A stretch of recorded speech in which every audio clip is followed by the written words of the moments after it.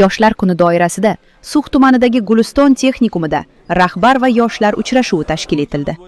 Unda tuman hokimi Said Bahrom Said Musayev, tuman prokurori Sadirali Mirzokarimov, tuman ichki ishlar bo'limi boshlig'i Qosimjon Rahimberdiyev hamda tuman davlat soliq inspeksiyasi boshlig'i Faridjon To'raboyev ishtirok etdi.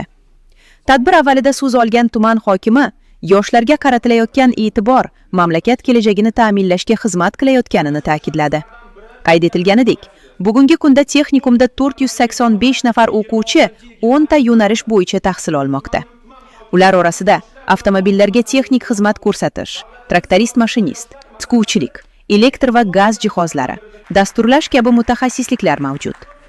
Ma'lum qilinishicha 2026-2027 o'quv yili uchun 420 nafar o'quvchi qabul qilish rejalashtirilgan.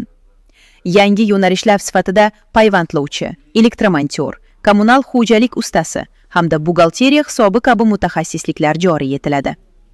Kelgusi o'quv yilida jami 681 nafar o'quvchini qamrab olish kutilmoqda. Uchrashuv davomida yoshlarning taklif va tashabbuslari, ularni qiynayotgan masalalar birma-bir tinglandi. Har bir murojaat yuzasidan mas'ullarga aniq topshiriqlar berildi va ijro nazoratga olindi. Shuningdek, yoshlarga kasb-hunar egallash, bandlikni ta'minlash hamda tadbirkorlikni yo'lga qo'yish bo'yicha amaliy tavsiyalar berildi. Mana kuni kecha muhtaram prezidentimiz yoshlar bilan ochiq muloqoti davomida 32 ta muhim tashabbus hamda loyihalarni ilgari surdi. Ulardan har payshanba kuni vazirlik, idora hamda hokimliklarda yoshlar kuni nishonlanishi belgilab berildi. Mana hozir ham texnikumimizda hokim boshchiligida bir qancha mutasaddilar bilan birgalikda yoshlar bilan ochiq muloqot o'tkazildi. Muloqot davomida yoshlar tomonidan bir qancha taklif hamda murojaatlar kelib tushdi. Ularga ijobiy hal etish choralari ko'rildi hamda bir qancha mutasaddilarga topshiriq berildi.